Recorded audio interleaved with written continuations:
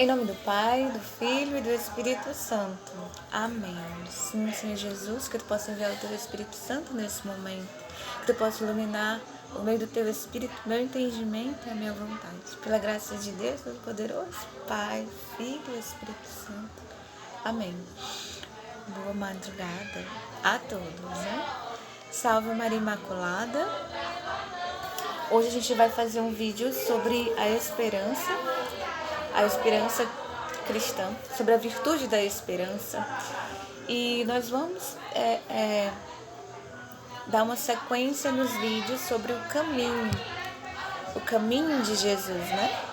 E hoje, falando sobre a esperança, eu quero fazer uma breve leitura em Romanos 8, que senão vai ficar muito extenso. Em Romanos 8, versículos 18 e 37. Tenho para mim que os sofrimentos da presente vida não têm proporção alguma com a glória futura que nos deve ser manifestada. Por isso a criação aguarda ansiosamente a manifestação dos filhos de Deus. Pois a criação foi sujeita à vaidade, não voluntariamente, mas por vontade daquele que a sujeitou. Todavia, com a esperança de ser também ela libertada do cativeiro da corrupção para participar da gloriosa liberdade dos filhos de Deus, pois sabemos que toda a criação geme e sofre com as dores de parto até o presente dia. Não só ela, mas também nós, que temos as primícias do Espírito, gememos em nós mesmos, aguardando a adoção e a redenção do nosso corpo, porque pela esperança é que fomos salvos. Ora, ver o objeto da esperança já não é esperança. Porque o que alguém vê, como é que ainda o espera? Nós, que esperamos o que não vemos, é em paciência que o aguardamos.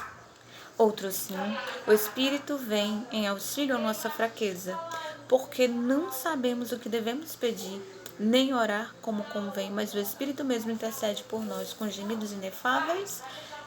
E aqueles que prescrutam os corações sabem o que deseja o Espírito, o qual intercede pelos santos, segundo Deus. Amados, a gente vai falar um pouquinho sobre essa virtude, a esperança, que é infundida nas potências da alma, ou seja, é infundida na vontade, né? A fé, que também é uma virtude infusa, ela produz essa esperança.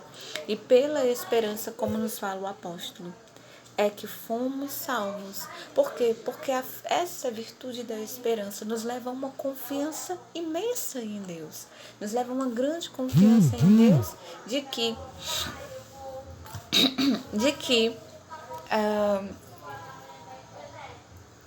que seremos salvos, ou seja, de que alcançaremos a vida eterna. Ora, a vida dos povos pagãos nessa época de Paulo, e antes mesmo de Jesus e até em Jesus, eles não tinham essa esperança da vida eterna. Então eles viviam sem esperança, porque os deuses que eles cultuavam não lhes davam essa certeza de que tinha uma vida depois da morte, de que não termina aqui, de que aqui não se encerra, né? Então, eles viviam sem essa esperança e Jesus veio nos trazer a boa nova, nos falar desse reino dos céus, dessa vida eterna, de que nós temos uma outra vida. Ele veio nos falar da ressurreição. E aí o apóstolo começa falando que as tribulações é tempo presente, né? Então ele está falando das tribulações, mas elas não revelam o peso da glória que vem quando nós tivermos aquele encontro face a face com Deus, né? Quando acontecer aquele face a face com Deus, ou seja, a partir do momento em que eu estiver gozando da visão beatífica do Pai, né? Essa fé que eu tenho aqui nessa terra, que caminha comigo, né? Como algo substancial, né? Em mim, ela já não vai existir lá. Por quê? Porque como o apóstolo nos fala, ora, ver o objeto da esperança já não é esperança. Porque o que alguém vê, como é que ainda o espera? Eu estou vendo, eu não preciso mais esperar, eu já cheguei aqui, eu já estou lá.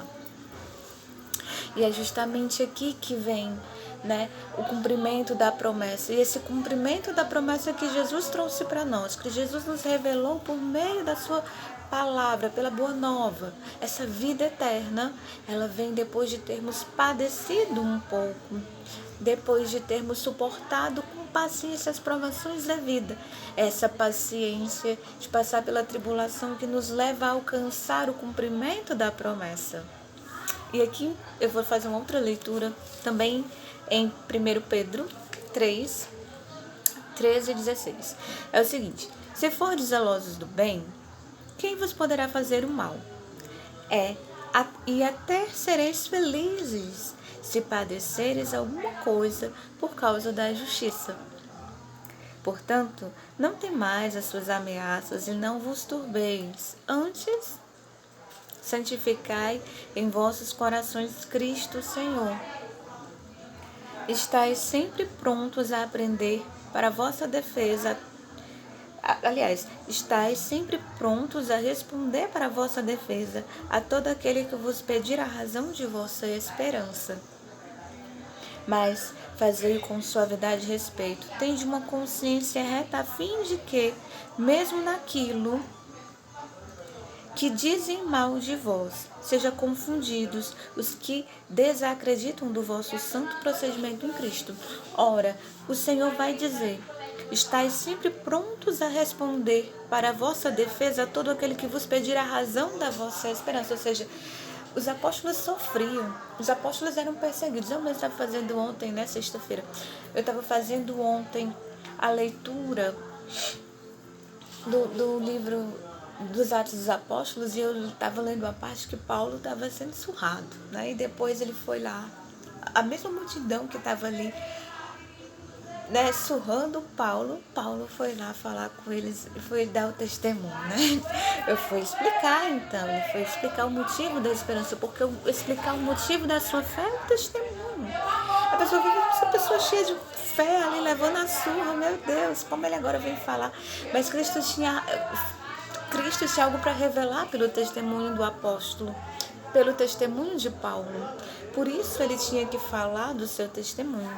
E é curioso aqui na leitura aos Romanos que ele fala o seguinte,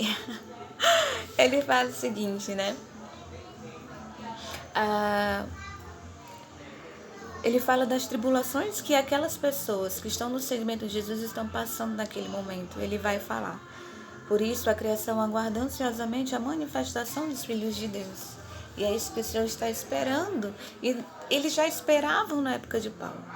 Eles já estavam passando pela tribulação, como nós também estamos vivendo um momento de tribulação. E mais do que nunca, né, a criação espera de nós, né, espera que se manifestem os filhos de Deus, ou seja, os filhos da luz, que venham iluminar as trevas do mundo, desse caos em que nós estamos vivendo. Quinta-feira foi o último dia que eu fui à Santa Missa. E eu estava fazendo uma reflexão uma noite antes, na quarta-feira à noite, né? Quarta-feira à noite eu fui dormir, eu fiquei triste. Eu fui à missa, eu vou à missa diariamente, eu comungo diariamente. E ali eu fui fazer a minha oração, fui falar com Deus, né? Porque quando tudo se acalma, que eu vou me deitar, que eu vou conversar com Deus em intimidade, né? E ali eu fui conversar com o Senhor e falava que eu estava triste sobre essa questão da pandemia e tal, né? O período do lockdown. E aí, eu falando com Deus, o Senhor fez algo muito diferente no meu coração.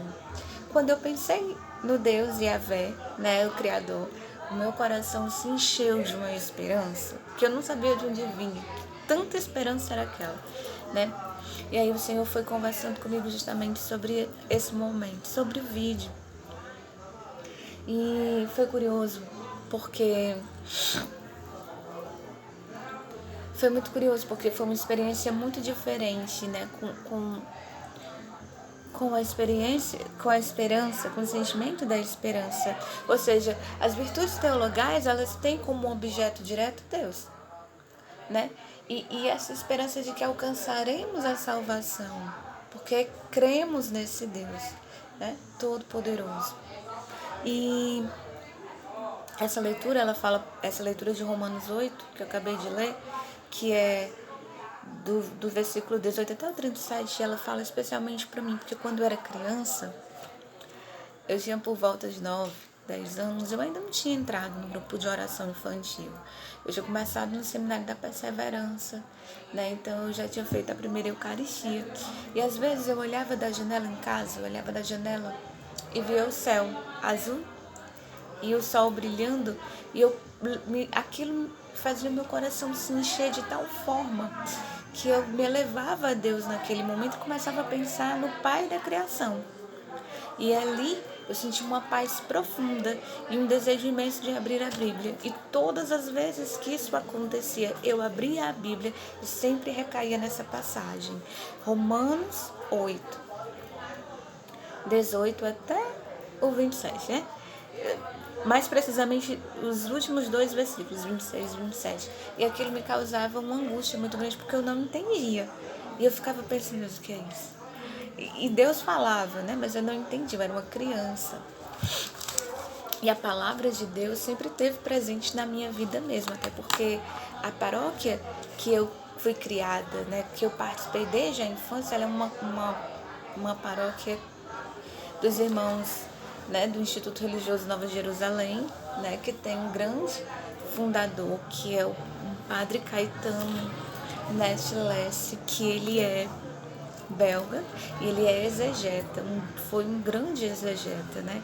E sempre eles nos estimularam a leitura orante. E a leitura orante sempre teve presente na minha vida. Quando foi isso foi na quarta, né? Na quinta-feira, que foi o último dia de missa, eu recebi uma outra graça muito grande. Eu consegui fazer a minha confissão geral para a quaresma, participar da Santa Missa na quinta e comungar. Porque na sexta-feira ontem, né, que estamos na madrugada do sábado, aconteceu o novo decreto do Dr. Camilo Santana, nosso governador do estado do Ceará, e com isso, né, levou o fechamento também das igrejas. E já tinha sido feito um projeto, já existia um projeto de lei na Câmara dos Vereadores, que foi lá aceito por todos os vereadores, mas faltava o Dr. Sarto, que é o nosso prefeito aqui de Fortaleza, assinar. E ali, o projeto de lei da Câmara dos Vereadores aconteceu no dia 18 de fevereiro. E aí ele ficou esse tempo todo sem assinar.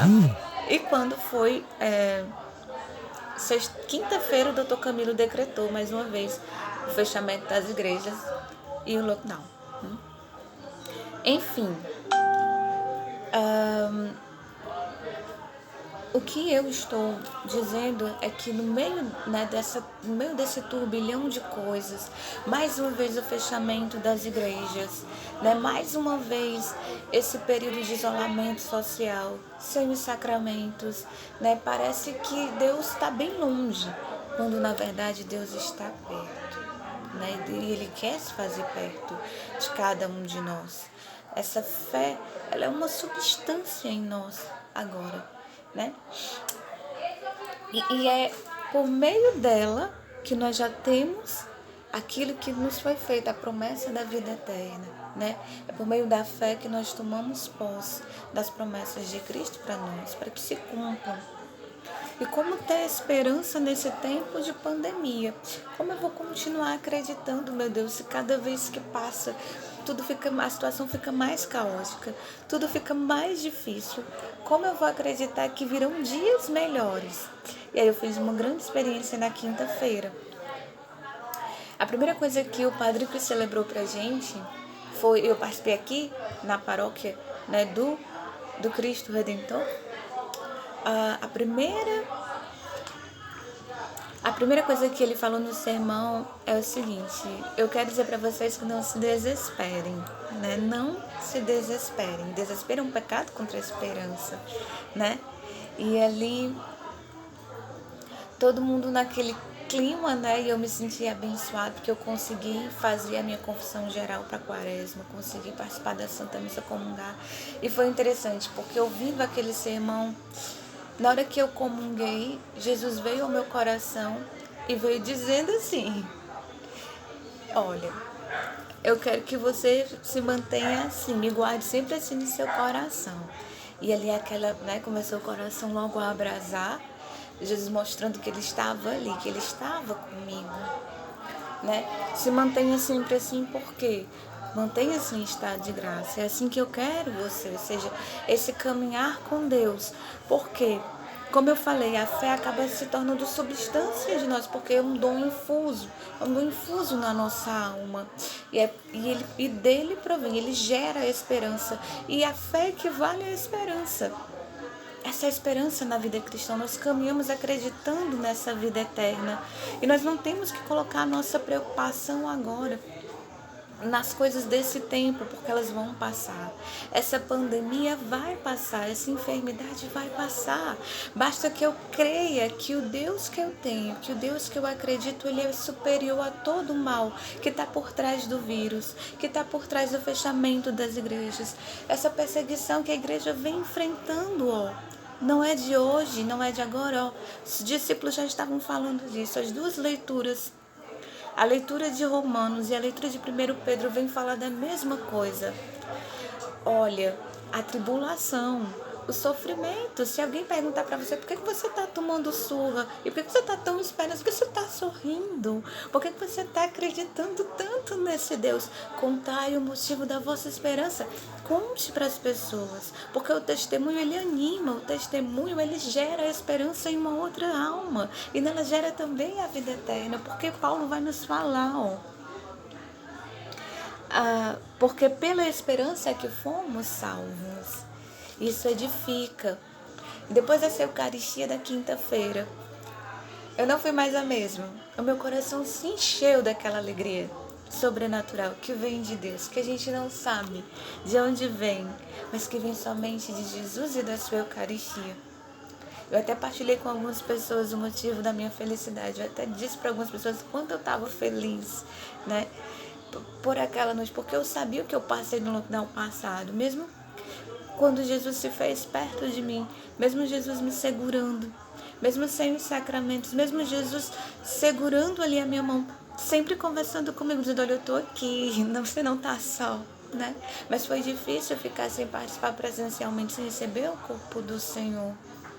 Só Deus sabe como foi difícil para mim ficar assim em Eucaristia, mas pela oração diária, pela oração com a palavra de Deus, porque eu assistia muito a missa pela TV, o Senhor se fez presente no meu coração e veio uma esperança depois dessa missa de que tudo isso vai passar, veio a certeza. Foi interessante porque nesse dia, nessa última missa, na quinta-feira, nós rezamos justamente pelo fim da pandemia, nós rezamos justamente pelas calamidades, né? E nós fizemos uma oração carismática, porque essa paróquia é carismática.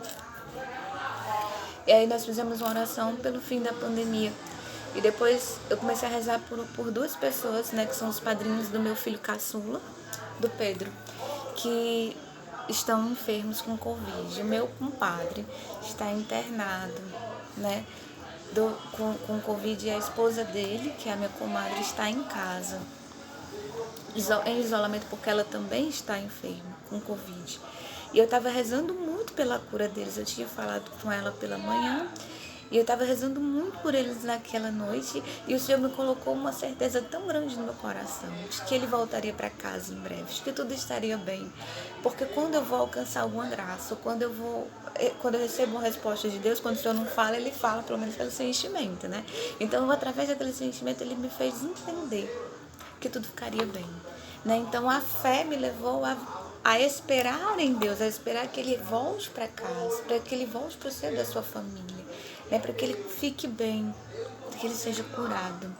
Então, meus amados, não há mesmo motivo, né, para desesperar nesse tempo de pandemia. A gente sabe que a igreja está sofrendo o seu martírio, né? Mas nós sabemos também que nós devemos sofrer em Deus. Se nós cremos nesse Deus Todo-Poderoso, se nós cremos nesse Deus que é o Deus que pode dar a vida eterna, que pode nos dar a verdadeira vida, não há por que desespero. Basta que nós creiamos em Deus, que coloquemos a nossa fé em Deus. E Ele faz brotar essa esperança e essa alegria que vem da alma, que irradia a alegria de crer em dias melhores. E a certeza de que Deus não nos abandona, que Ele nos acompanha mesmo na solidão. E na última solidão, que é a morte, nós não estaremos só. O Senhor está conosco. Vem Jesus em nosso encontro. Essa é a certeza, essa é a esperança cristã. Que Deus os abençoe. Salve Maria Imaculada.